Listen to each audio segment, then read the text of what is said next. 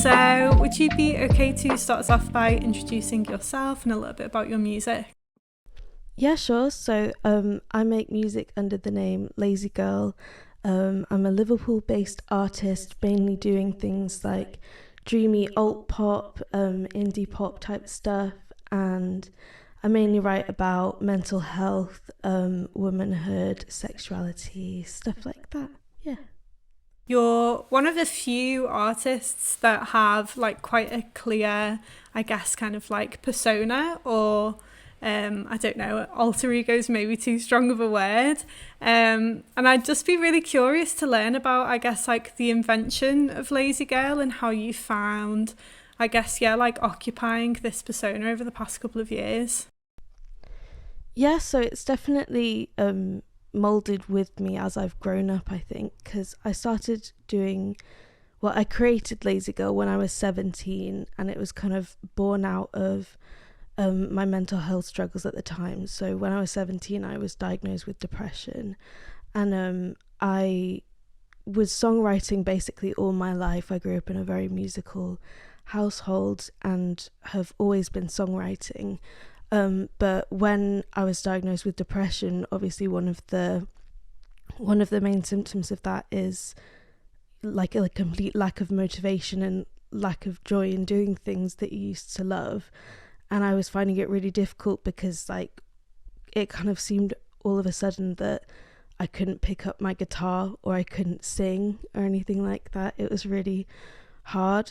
So I guess even though I'd always been songwriting, Lazygirl was something that was different because it was my first kind of go at producing and doing that alongside songwriting.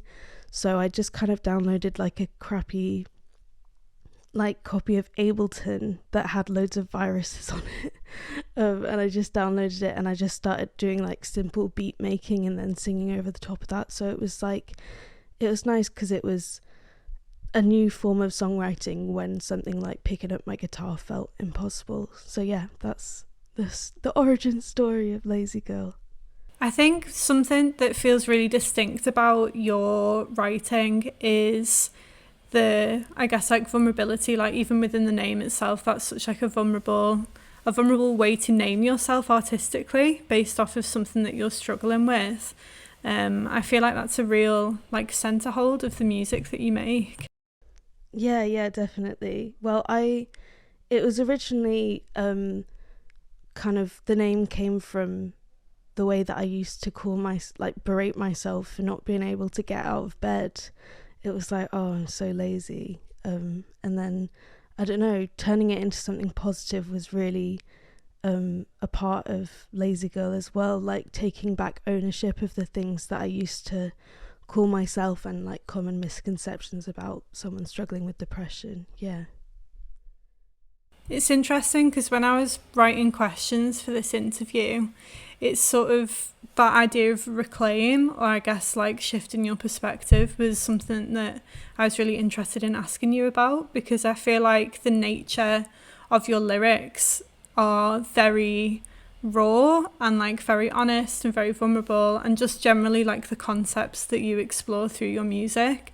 But your sound is so like dreamy, and like a lot of your songs are very like danceable, and like I'm curious about how the songwriting process for that works for you, like taking those very raw emotions and translating them into something that is very like ethereal and positive and all of these sort of things. Yeah, well, I kind of think about songwriting in like two camps, or like I kind of use this almost a bit gory analogy of like the bones and the flesh, which sounds a bit gross, but like the bones of a song is the lyrics and the melodies, and like if you were just to play it on an acoustic guitar, what would it sound like?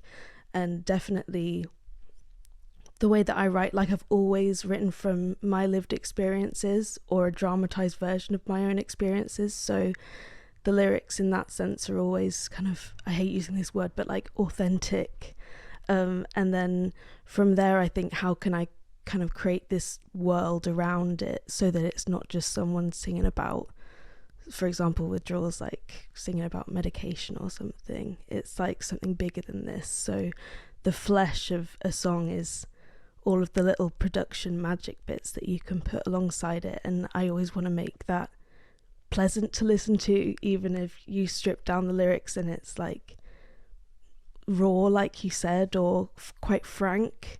Then it's kind of softening the blow a little bit and like easing people into like this dreamscape. How do you find the journey of having that realised version of these experiences that are yours and that are lived, and hearing them back and performing them through this like sort of different, I guess, kind of like rosy lens? I think in a lot of ways it's really therapeutic, because I've had some songs in the past where I've written about things that are really bothering me or things that I have really been on my mind, and then if I make them into a song, it's like almost like a diary entry, or like once you've written something down and you've put it on paper or you've put it into a song, it becomes this tangible thing. So it's not something that's just like in your brain anymore. It's something that people listen to, or even something that people enjoy, and it's quite therapeutic. I find it a way of like really being able to process what I'm feeling and like have a release for it, have an outlet for it. There's something that I think this Felix Mufti said to me in an interview once, which was specifically about activist spaces, but just generally in navigating lived experience, the importance of joy and how often we forget about joy as like such a core element of selfhood and of navigating experiences and helping other people too as well. And that's kind of one of the things that come to mind for me with your music is the joyfulness. Like if I think about seeing you perform, like the way that the audience is engaged with that, and you know how you're able to translate these quite heavy realities into something joyful. And oh, thank you. Yeah, it's a completely separate thing, writing and creating the songs to performing them, and I always want to just like be myself on stage, but also, you know, have a dance around, have fun, and yeah, I think that live space is definitely the way to do that, and to have it be a thing of joy, even if what I'm singing about isn't sometimes like the happiest. I do have happy songs as well, but like just kind of making things into a little party is always fun. Do you find that it's healing for you, I guess, being able to share your experiences in, I guess, like kind of a community space of live events? Yeah, definitely. I do think that it is quite healing, but also it's like people don't necessarily have to know what I'm singing about to be able to feel the kind of vibe that I'm giving across. Like my voice is quite soft and dreamy and stuff, and maybe you won't listen and catch all the lyrics and be like, oh, this song is about this, but just it's going back to that idea of the flesh, and like that's what you see on the surface, and creating a kind of scope for that. So whenever I'm performing live, even if it, you know, sometimes I'll say this song's about this or whatever, but I also enjoy the times when I'm like seeing people enjoy my music and they don't know what it's about, and in a lot of ways that's really freeing as well. It's going back to that idea of like the tangible thing. It's not up here, it's out there.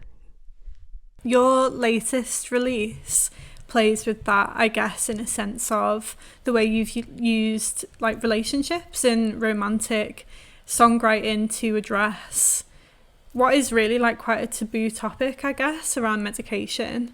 I'd love to hear you just talk a bit about the track and about like the songwriting decisions that you've made in exploring these ideas. Yeah, definitely.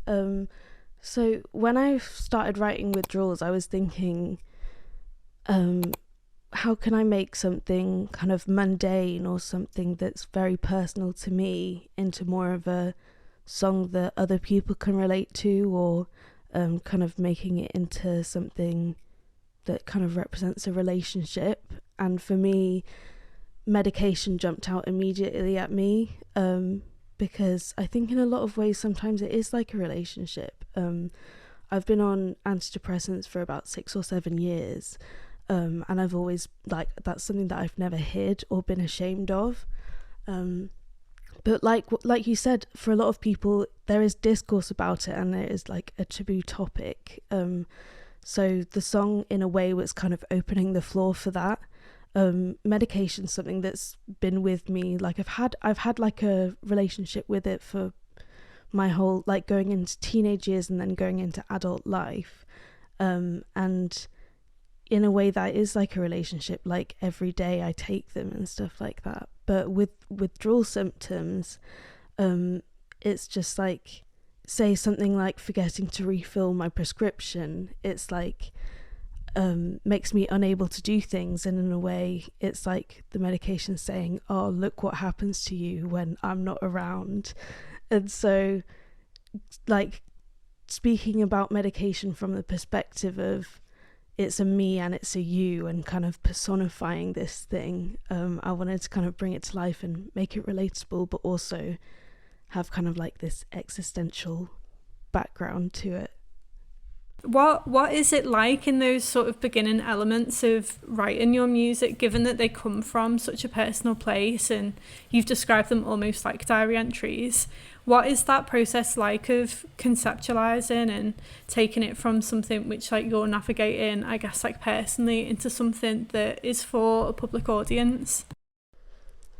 I guess it's different with every song I make. Like, for a lot of times, one thing, like, I'll have different ways of approaching songwriting. Sometimes I'll start with the lyrics, sometimes I'll start with the chords and the melody. But whenever I've written a song, I've always had at least a genre in mind. So for Withdrawals, I remember I was like, I kind of just want to write a banger, because in the past I've written things that are quite low tempo and stuff, and it's not like, they're never going to be like DJ floor fillers, and I'm certainly not saying that Withdrawals is that. Like, it's still very much got an indie stamp on it.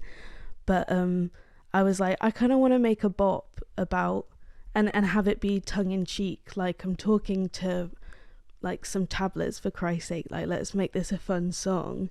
And so yeah, I started with the chords for this one, and then I did a lot of culling of my lyrics. Like, I think I wrote down, like you said, like a diary entry of what it feels like to, and like my very raw thoughts when I'm like, how am I supposed to exist without this thing?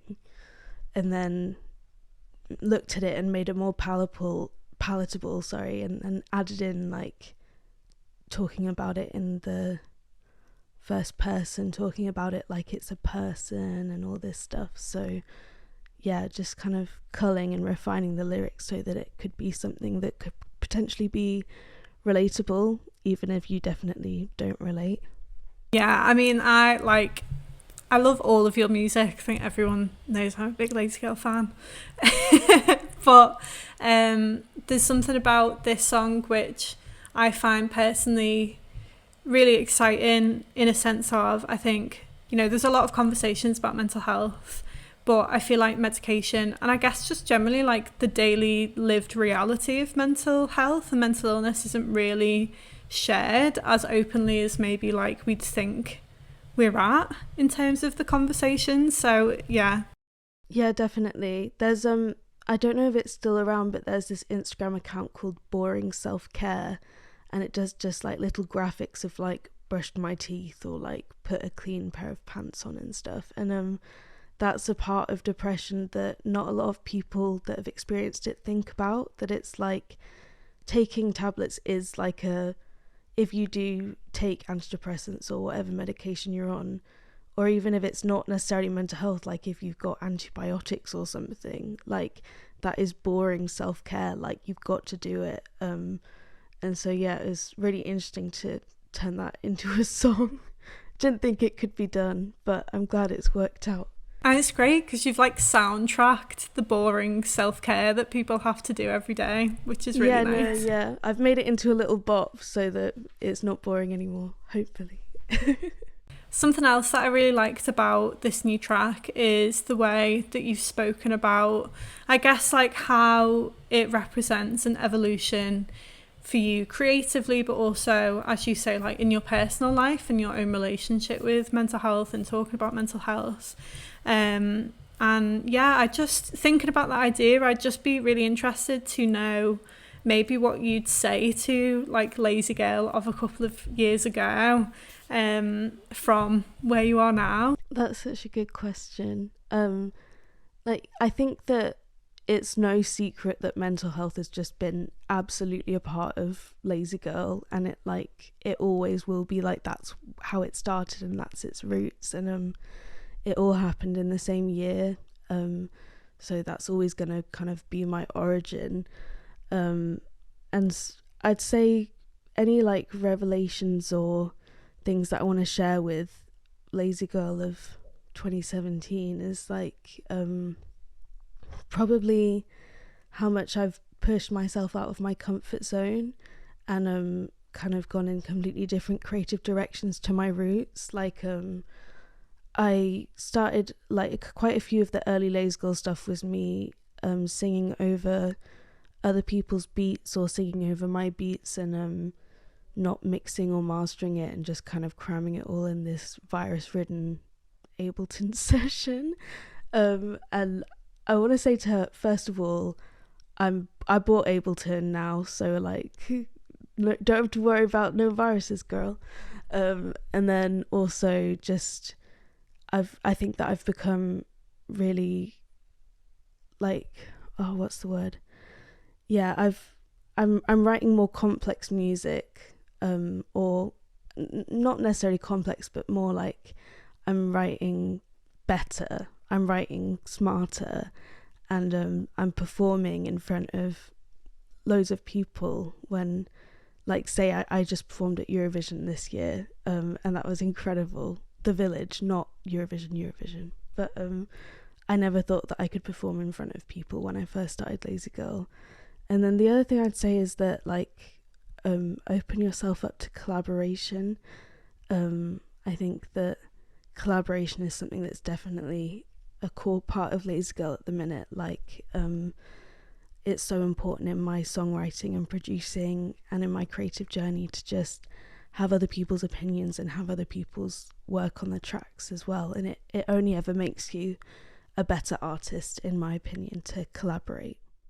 Yeah, that's so lovely, and it leads me on to something else which I was really excited to talk to you about, which is your journey to finding the sound of this track. And like you say, there's collaboration there within the production, and something which I found really, I don't know what the right word is, I guess, like brave feels like the wrong word, but I guess like, yeah, just like honest and liberating almost to read, was the truthfulness with which you've spoken in the press release around the track about the challenges of producing the song. Yeah. And I think, you know, when you talk about, there's so much vulnerability and there's also so much, I guess, like reward in talking about and putting out experiences in packaged ways, like songs or writing or artwork.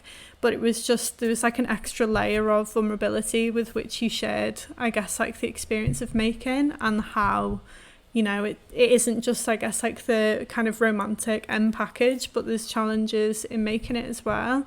And I wondered if you could talk a bit about that. Yeah, definitely. Well, it's definitely been a labour of love of a song, I think. Like, I've created something that I'm really proud of, and I think it's probably my favourite song that I've ever done, which is really nice, but that definitely didn't come without its pitfalls. So I started writing Withdrawals in 2021, of the summer of 2021, and then I took it to my lovely, talented friend and brother-in-law, Rich Harris Bond, to finish it off at Wise Tree Studios, and we started work on the track in 2022, and obviously now we're late 2023 and it's coming out. So it's definitely been probably the longest process of writing and creating a song that I've done, and that was entirely down to my own not pitfalls, that's the wrong word, but like my own peaks and troughs in my mental health. So sometimes when you have withdrawal symptoms, which is what I often experienced while making the song, you can feel drained, you can feel dazed, you can feel kind of like glazed over, or sometimes feel underwater.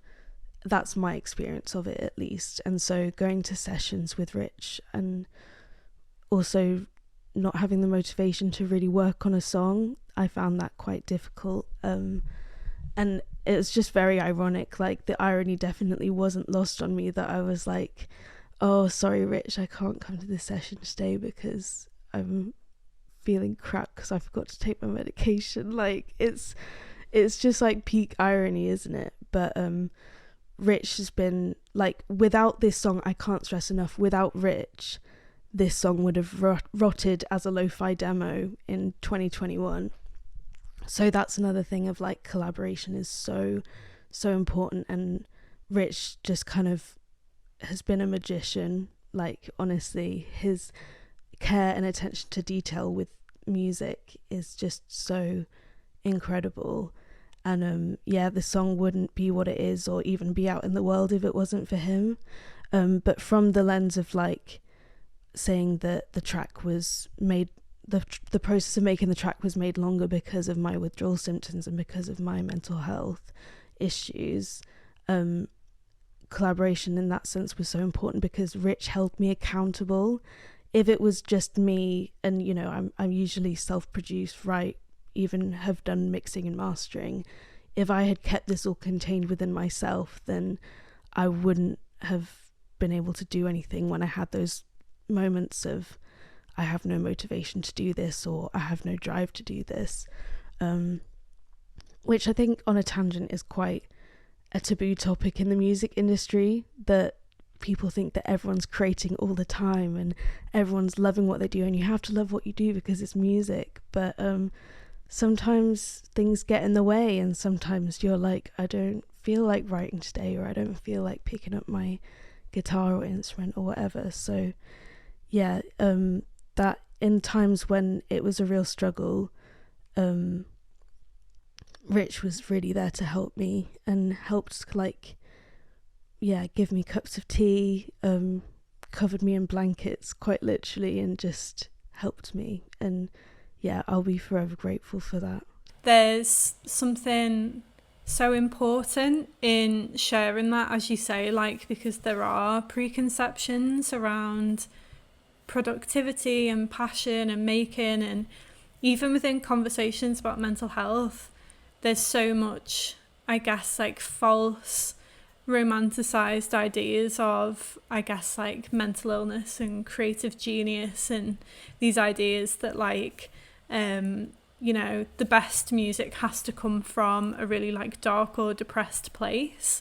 But actually, like, this track subverts that in a sense of like, the music comes from a place of dealing with those things, and those things being a part of life, but also being able to make it because of self-care and also community care, and that those things are super necessary to be able to keep making. Yeah, and like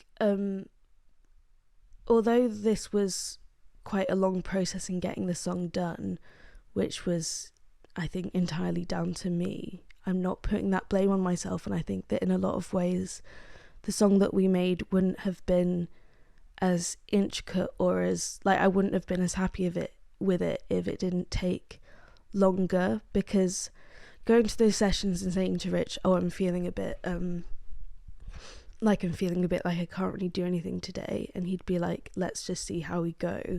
Sometimes it meant just focusing on like 3 seconds of a transition between 2 sections excuse me. And yeah, that made it so that every time you listen to the song, I hope that you can hear something new, or that you can really hear that we put so much care and attention into this song, because that's what felt right for it. Even though it's like a 2.5 minute pop ditty, it's like you can still create something really cool with that. Yeah, and it's so nice that, I guess, the song in itself was a space for you to have those little joyful moments, or even like these moments of being cared for while you were in a difficult place. Yeah, definitely. It's like, we had so much fun making this song. Like, the thing propelling us forward was that I really cared about this song and I really wanted it to be done well. And Rich had the same feeling for that. Everyone that worked on the track, I think, was like, this is a song that shouldn't be, you know, rotting as a demo, and let's make this something cool. Jen, my friend Jen, who makes music under the name Jensen, they did the bass for it, and the bass is probably my favourite part of the song. So yeah, I would encourage everyone to just listen to that bass line, because Jen's a bass wizard. And yeah, without Rich, without Jen, without the things that I was going through in making this song, the song wouldn't be what it is. So it's all tied in there into this neat little pop package, and I'm very grateful for that. I feel like that's such a lovely way to wrap up the interview. Yeah. And I guess my last questions for you is if there's any like future news or like stuff to look out for, and also just generally where people can find you and support you in your music. Yeah, sure. So it's Lazygirl, one word, Lazygirl, on all streaming services, so Spotify, Apple Music, Deezer, whatever. Bandcamp is lazygirl.bandcamp.com, soundcloud.com/lazygirl without the I, and then my socials, Lazygirl with like LAZYGRRRL on Twitter, X and TikTok, and then Lazygirl Music on Instagram and Facebook. That's all the social plugging. And then hopefully in 2024 I've got another single coming out with Rich, which I'm really, really excited for. And then yeah, just gonna kind of throw myself into gigging, which will be fun. Yeah, that's the plan. Amazing. Thank you so much for taking your time and sharing everything with us today. Thank you so much for having me. It's been an absolute pleasure. Very grateful.